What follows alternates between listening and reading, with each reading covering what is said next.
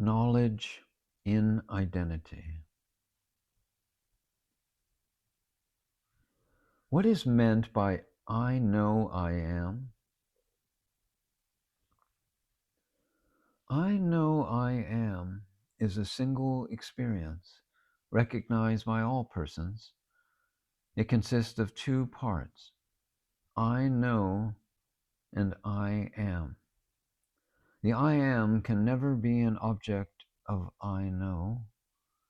Therefore, both mean the same thing, and together are an experience in identity.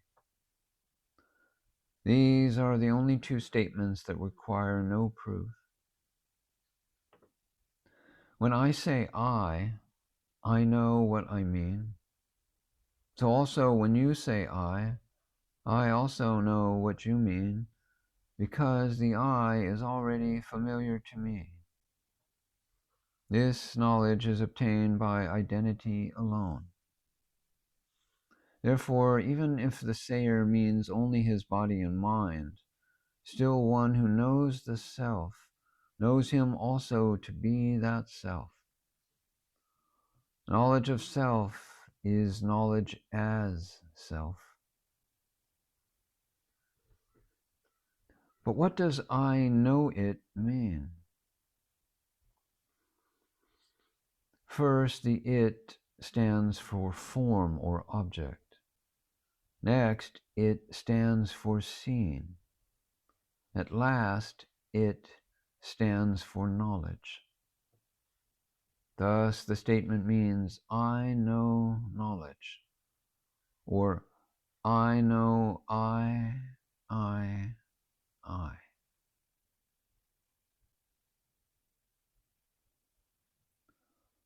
What is real knowing?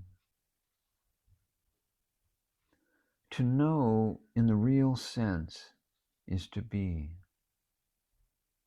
You were peace or happiness in deep sleep. It is a fact and a certainty.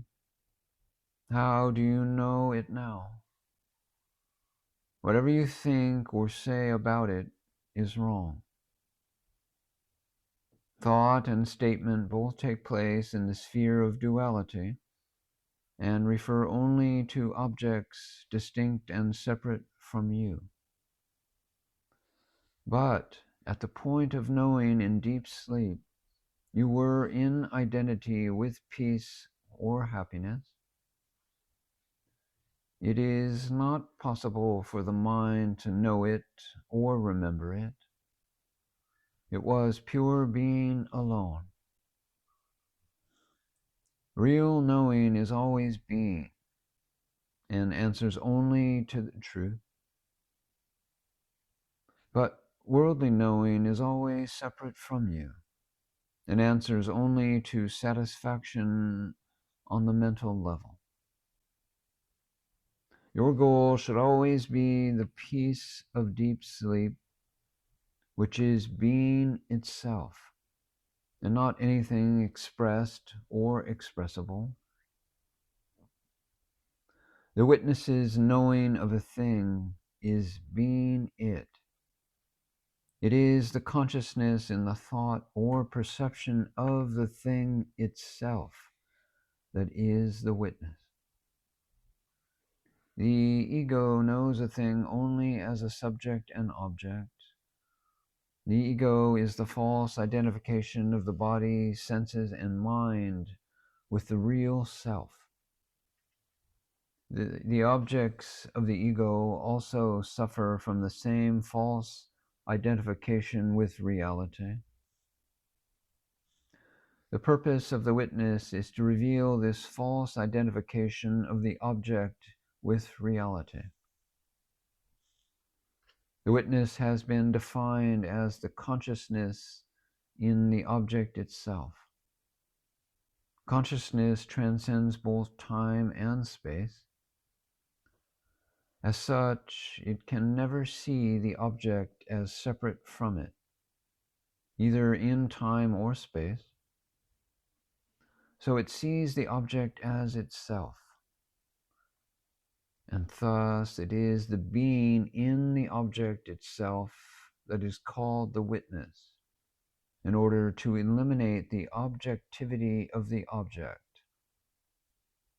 Then the object ceases to be an object as such and stands as consciousness.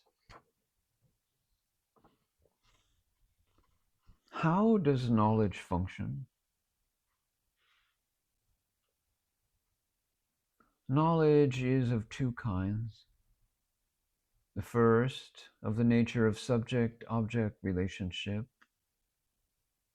and the second, of the nature of identity.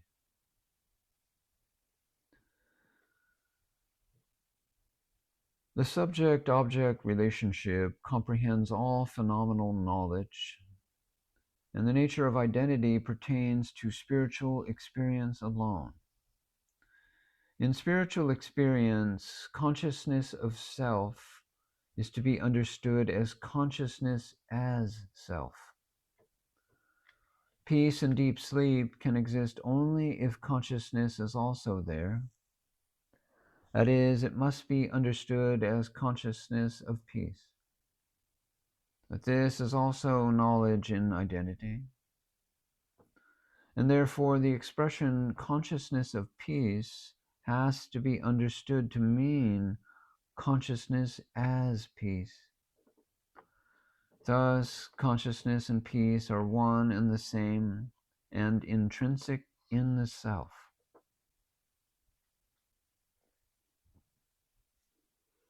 Knowledge of objects. What is the significance of the statement, I know it? The statement only means I know. The it disappears even with the function of the sense organ. When I actually know, there is only myself as knowledge.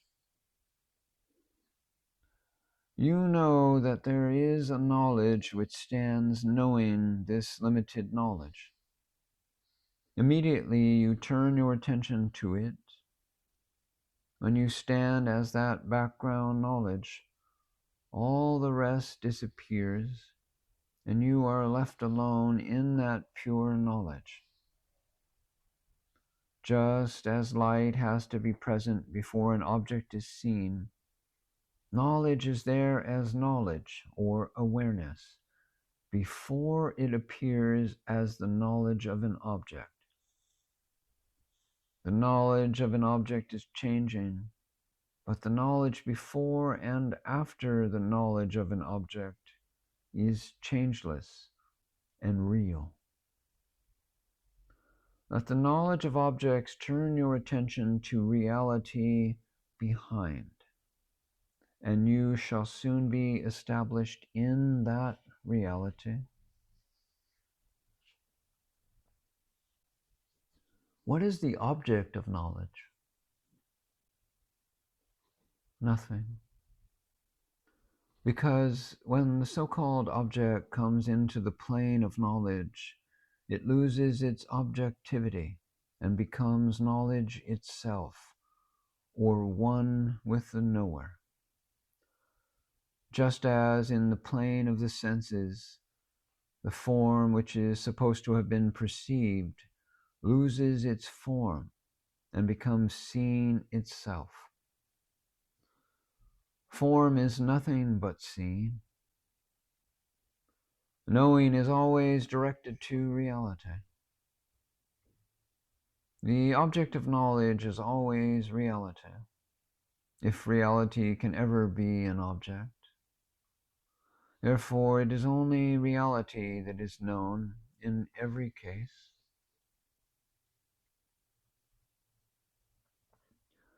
You see, a chair is a chair by conviction alone. It becomes an object when you perceive it. But when you know it, its objectivity vanishes and it becomes knowledge. Thus your role always is to destroy the world whenever it appears. The world consists only of perceptions, thoughts, and feelings. As soon as any one of these appears, it is absorbed into yourself as knowledge, thereby destroying completely the objectivity of the world.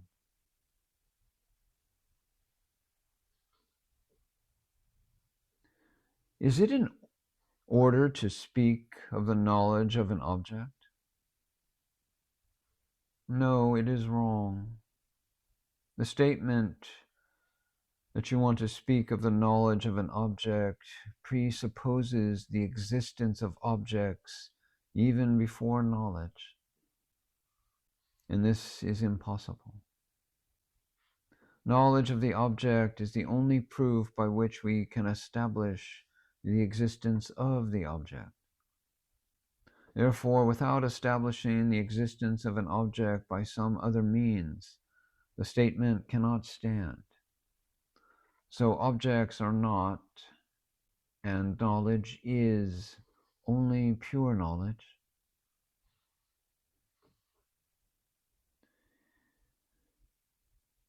The progression of knowledge from object to the ultimate is consciousness of object, consciousness of self, consciousness as self, self all alone.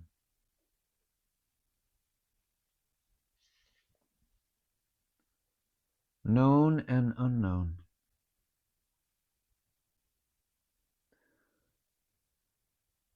When the unknown is sensed, something objective comes in. When you try to objectify reality, you first superimpose form upon it, and upon this most general form, innumerable other details are superimposed by one or more of the sense organs. This is how an object is visualized. The form never exists independently of the sense organ, and so it can never exist outside the sense organ which perceives it. What we know in a perception is only our own superimposition, including our own samskaras and latent tendencies and habits, and it is not the reality at all, which of course is not perceivable. The thing in itself, reality, transcends both the known and the unknown. All objects, thoughts, and feelings are known through the senses or the mind. But I always know that I am. This knowledge is not obtained through any sensory organ or agent, and so it is called direct knowledge. Looking more closely, we find that even in sensory perception, it is only direct knowledge that is experienced. When I say I know an object, the object is reduced in terms of knowledge to knowledge itself, and can never no longer be called an object. As knowledge, it can have no limitation either, there being nothing other than knowledge existing beside it. So what actually happens, even in sensory perceptions, is that the self, or consciousness, knows consciousness. Every sensory perception is in fact direct knowledge. Thus, when you come to knowledge, no object can exist as such. The object is only an object of the sense organs, never the object of knowing. You see, knowledge can know only knowledge.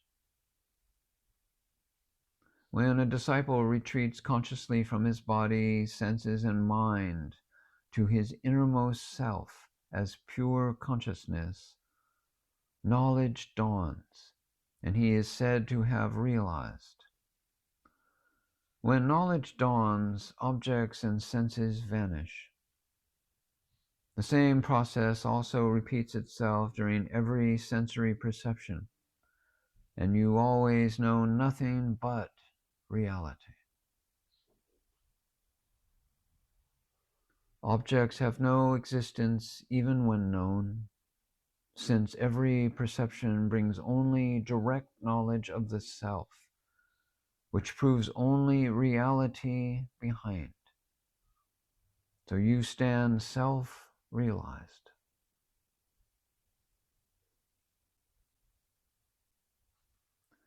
The unknown is nowhere in existence. At a higher level, it has to be said that nothing is known either. So everything is beyond the known and the unknown, and therefore only reality, Atma, the self.